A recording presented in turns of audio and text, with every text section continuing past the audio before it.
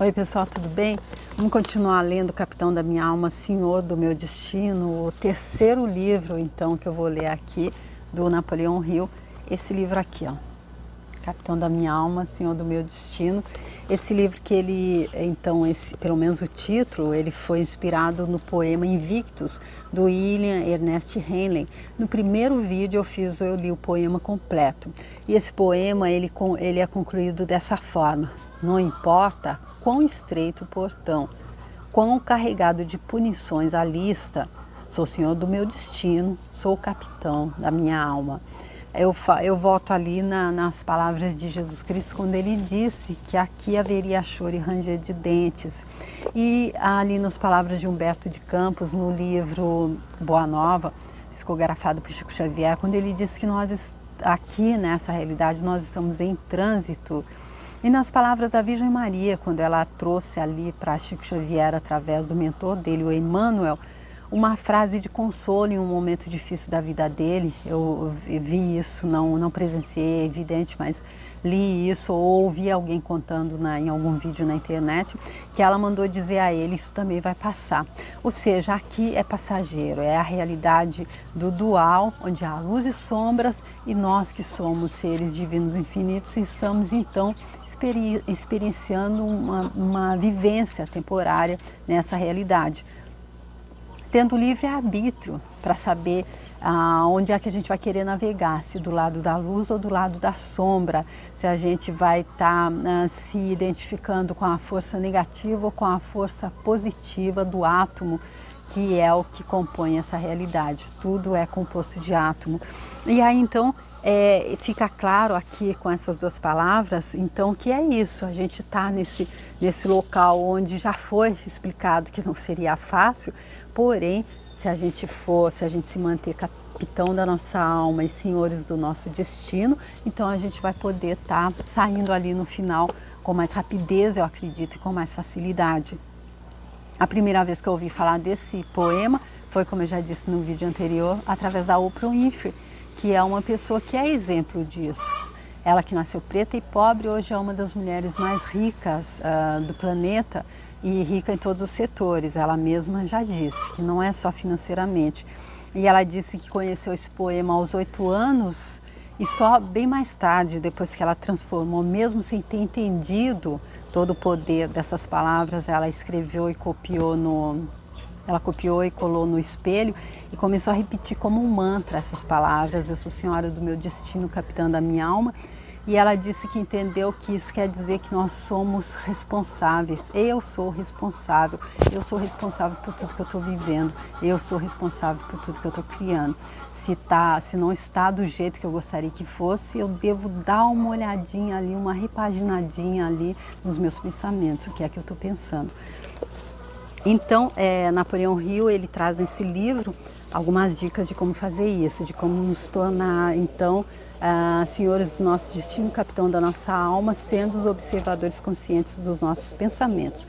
E aqui o primeiro capítulo, que é a visão criativa, tem uma parte aqui do Andrew Carnegie, que diz: a força com que pensamos é dinamite mental. E isso pode ser organizado e usado de forma construtiva para se chegar a fins definidos.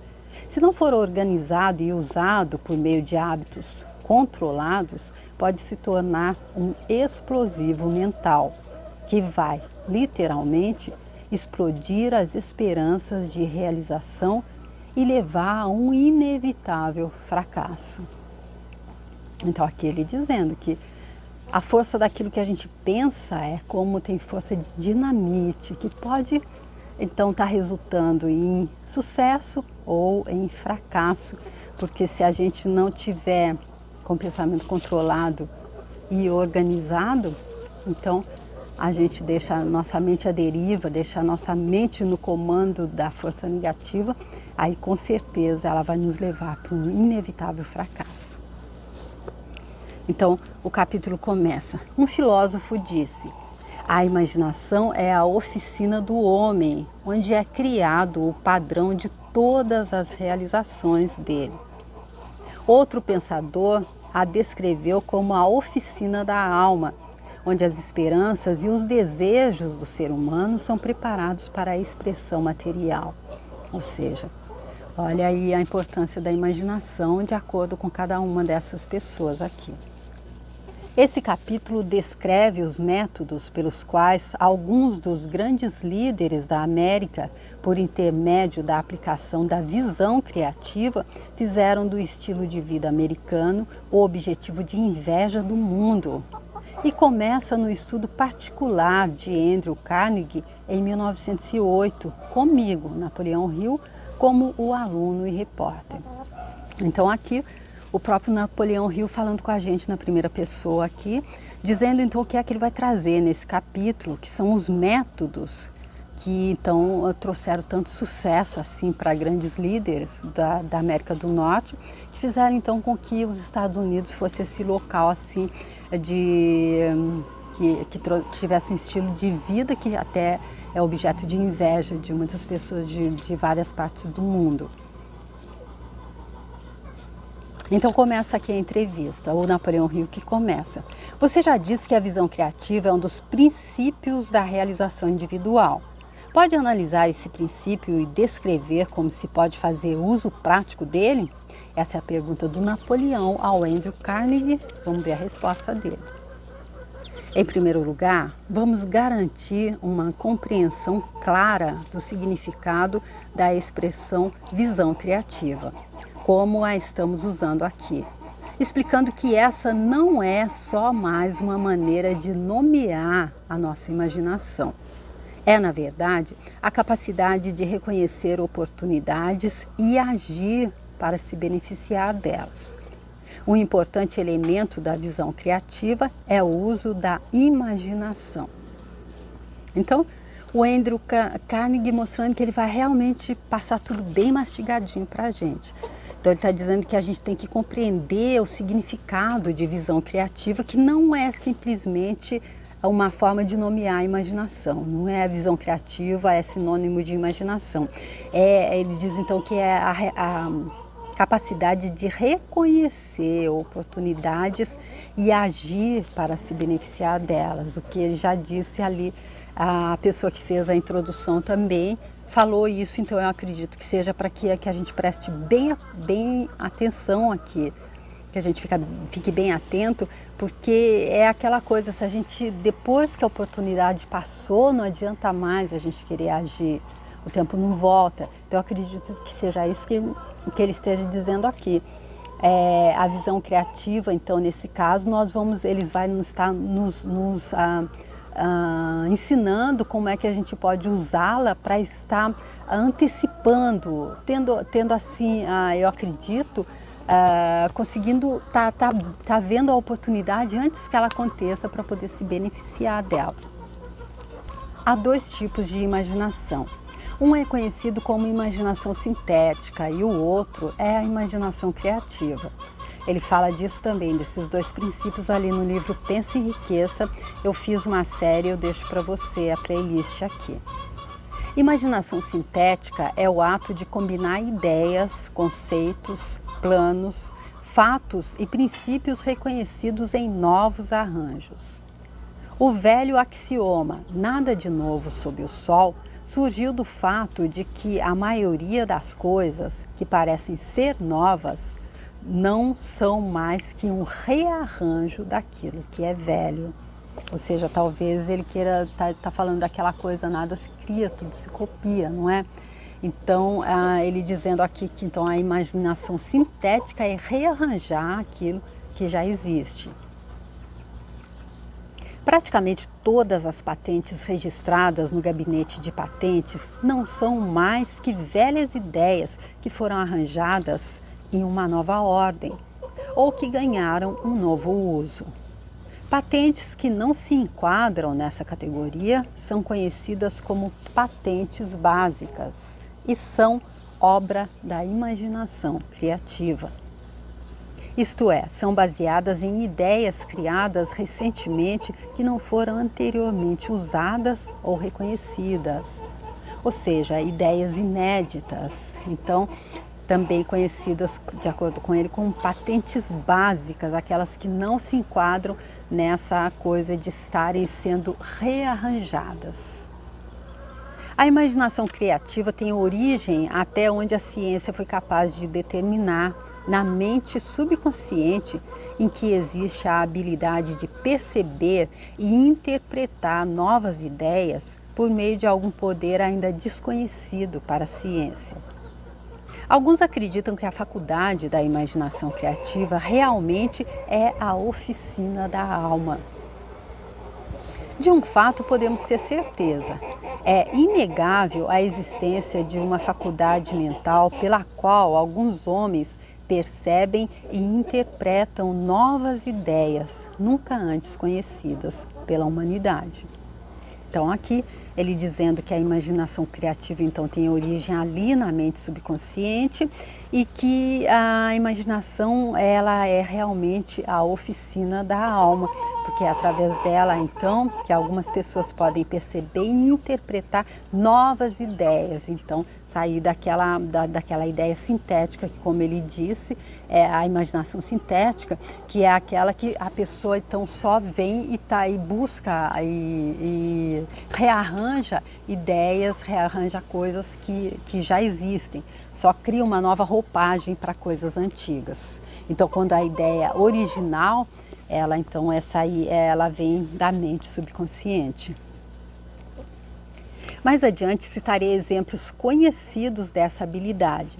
Além disso, me empenharei em descrever essa habilidade, como essa habilidade pode ser desenvolvida e posta a serviço de fins práticos. E aí continua a entrevista. Napoleão Hill pergunta: qual dos dois tipos de imaginação é usado com mais frequência no ramo da indústria e nas esferas comuns da vida? Resposta: a imaginação sintética é a mais usada. A imaginação criativa, como o nome sugere, é utilizada apenas por aqueles que alcançaram os meios para pôr em prática essa habilidade em comum.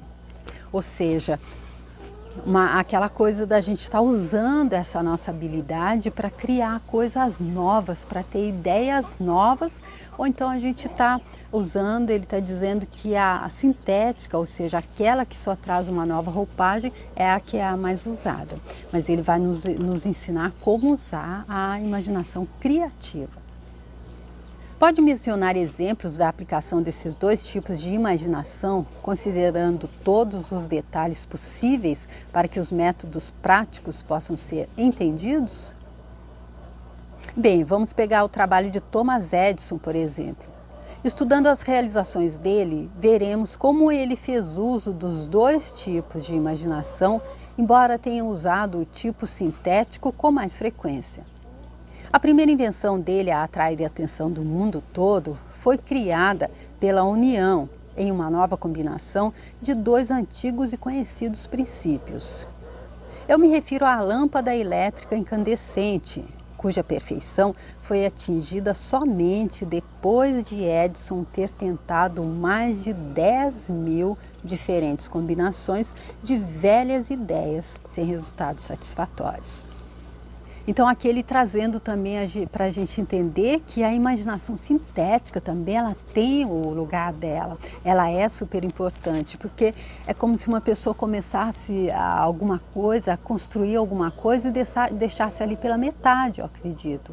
Pelo menos nesse caso que ele está dando nesse exemplo, Thomas Edison então foi lá e fez mais de 10.000 experimentações e combinações de velhas ideias para poder então estar alcançando a perfeição com a lâmpada elétrica incandescente. Quer dizer que Edison teve a persistência para continuar tentando diante de 10.000 fracassos? Essa é a pergunta do Napoleão Hill. E a resposta é: sim, é exatamente o que estou dizendo. E devo aqui chamar sua atenção para o fato de que homens com um bom senso de imaginação raramente desistem até encontrarem a resposta para os problemas deles. Edison aperfeiçoou a lâmpada elétrica incandescente combinando de um jeito novo dois princípios bem conhecidos. O primeiro desses princípios era o fato estabelecido de que, aplicando energia elétrica às duas extremidades de um filamento de metal, é gerada uma resistência por meio da qual o filamento é aquecido até brilhar e produzir luz. Esse princípio era conhecido muito antes do tempo dos experimentos de Edison com a lâmpada elétrica, mas o problema era que não havia sido encontrado nenhum jeito de controlar o calor. Ou seja, o princípio, a pessoa que iniciou já tinha alcançado, mas aí ele não tinha conseguido controlar o calor, e é aí que então que vem essa importante parte da imaginação sintética, que é quando a pessoa, Thomas Edison, então aperfeiçoou alguma coisa que a pessoa anterior não tinha conseguido fazer, e foi persistente.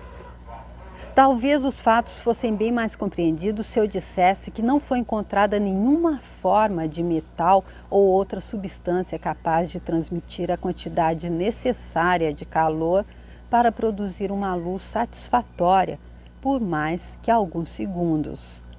O calor intenso da eletricidade logo queimava o metal. Depois de experimentar todas as substâncias conhecidas que conseguiu encontrar, sem descobrir nada que pudesse servir ao propósito desejado, Edison se deparou com outro conhecido princípio, que foi a resposta para o problema dele. Eu digo que ele se deparou com o princípio, mas talvez não seja essa a maneira mais precisa de explicar como isso se apresentou a ele. Terei mais a dizer sobre isso mais adiante. De qualquer maneira, surgiu na cabeça dele o conhecido princípio pelo qual o carvão é produzido, e ele reconheceu ali a resposta para o problema que havia provocado mais de 10.000 fracassos. Parece um pouco entediante estar lendo tudo isso, mas eu acredito que vai valer a pena, porque vai fazer com que a gente entenda, então, ali, passo a passo, como é que, com o exemplo de Thomas Edison, por exemplo, essa grande mente, essa grande ideia, como é que a gente aprende também a ser persistente, não é? Explicando rapidamente, produz-se carvão formando uma pilha de madeira no chão, ateando fogo a ele e cobrindo toda a pilha com terra.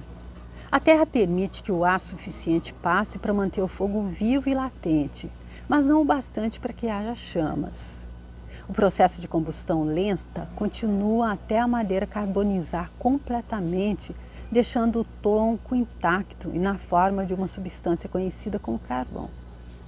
Você aprendeu, é claro, quando estudava física, que onde não existe oxigênio, não pode haver fogo, que controlando o influxo de oxigênio é possível controlar proporcionalmente a quantidade de calor do fogo. Edison conhecia esse princípio muito antes de começar a fazer experiências com a lâmpada elétrica. Mas só depois de fazer milhares de testes, pensou nele como o princípio que estava procurando. Olha que interessante, ele já conhecia, mas ele não detectou que era esse o princípio que ele buscava. Eu ouvi uma vez uma frase da Maya Andrade que ela diz que o problema, quando a gente está vivendo um problema, ele é nosso, mas a solução para ele também está em nós. E isso aqui é o que tá bem, é isso, né? Exatamente. A solução já estava nele, mas ele precisou ter 10.000 fracassos para encontrá-la. Assim que esse princípio foi reconhecido como aquilo que procurava, ele foi ao laboratório, pôs um filamento de metal em forma de mola dentro de uma garrafa, tirou todo o ar dela, lacrou a garrafa com cera, aplicou a energia elétrica às duas extremidades do filamento e pronto, nascia a primeira lâmpada elétrica incandescente do mundo. A lâmpada rústica queimou por mais de 8 horas. O que aconteceu é óbvio, certamente. Colocando o filamento em um vácuo que não continha oxigênio, ele podia ser aquecido o suficiente para produzir luz, sem queimar completamente, como havia acontecido quando fora deixado em contato com o ar. Esse mesmo princípio é utilizado na fabricação de todas as lâmpadas elétricas incandescentes até hoje. embora o método tenha sido muito refinado até a moderna lâmpada elétrica ser muito mais eficiente do que era quando o Edison descobriu como controlar o calor. Agora voltemos à questão sobre como ele pensou em associar esses dois velhos princípios de um jeito novo. Eu disse que ele se deparou com a ideia de usar o princípio do carvão como um meio de controlar o calor da energia elétrica. Mas não foi exatamente assim que ele teve a ideia. Começa aqui então a entrar em cena o princípio da imaginação criativa. Por essa repetição de pensamento em relação ao problema dele, mantido por um longo período de tempo, ao longo de milhares de experimentos, Edison carregou de forma consciente ou não, na mente subconsciente dele, uma imagem clara do problema que tinha. E por alguma força estranha que ninguém entende, a mente subconsciente dele deu a ele a solução desse problema na forma de uma intuição que o levou a pensar no princípio do carvão. Aqui então eu acredito que, resumindo, é aquela coisa do foco, então, da determinação, do desejo ardente. Quando a gente está buscando realmente uma solução e a gente não abre mão, ou seja, aqui está um exemplo claro disso. Ele fracassou 10.000 vezes, ele tentou e errou 10.000 vezes, até que a mente, ele ficou tão focado que a mente subconsciente dele, e aqui o Andrew Carnegie está dizendo que é uma coisa que não dá para saber como é que foi, é uma força estranha, ele chama, que ninguém entende, fez então com que ele tivesse a intuição, que ele fosse direcionado então para estar encontrando a solução. Ao descrever essa experiência muitos anos depois, Edison disse que, quando teve a intuição, a reconheceu imediatamente como o elo perdido que procurava. Além disso, teve certeza de que daria certo antes mesmo de testá-la. Ele fez ainda a importante afirmação de que, quando a ideia de usar o princípio do carvão surgiu em sua cabeça, trouxe com ela uma sensação de segurança de sua adequação que não havia acompanhado nenhuma das outras milhares de ideias semelhantes que ele havia testado por intermédio da imaginação sintética. Ou seja, quando a intuição certa, a solução certa apareceu, ele não teve dúvida. Ele teve uma sensação de segurança que ele não tinha experimentado antes. A partir dessa afirmação, podemos concluir que a mente subconsciente tem não só o poder de criar a solução para os problemas, como também meios para forçar o indivíduo a reconhecer a solução quando ela se apresenta a ele. Ou seja, a confiança com que ela se reveste, então ela faz com que a gente fique forçado então a entender, é isso, é eureka, é isso, acende aquela lâmpadazinha. Sempre que encontrar um empreendimento próspero, você encontrará um indivíduo que tem visão criativa.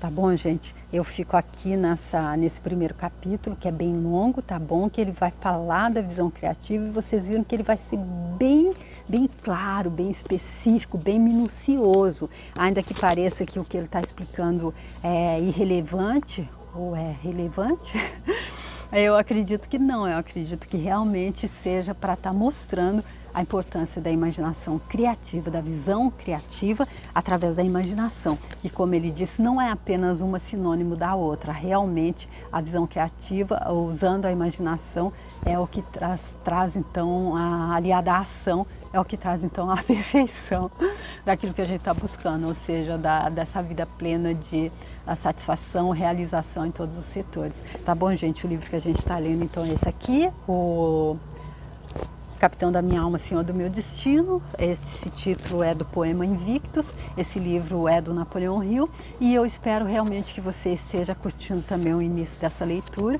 Vamos fazer até o final e vamos ver se até o final nós possamos, a gente já possa ter assimilado e já ter aprendido como colocar em prática tudo que ele vai trazer aqui na teoria para que a gente alcance então essa vida grandiosa que a gente está buscando e que já está manifestada, que já está aqui Deus está sonhando para nós todos. Eu espero então que eu possa encontrá-los novamente para a continuação desse capítulo. Eu agradeço muito se você quiser deixar sua curtida, se você quiser compartilhar o vídeo, se for leve para você. Se você quiser também se inscrever no canal, vou ficar super feliz. Se quiser me mandar uma mensagem também, tá? Muito obrigada e até o próximo vídeo. Tchau!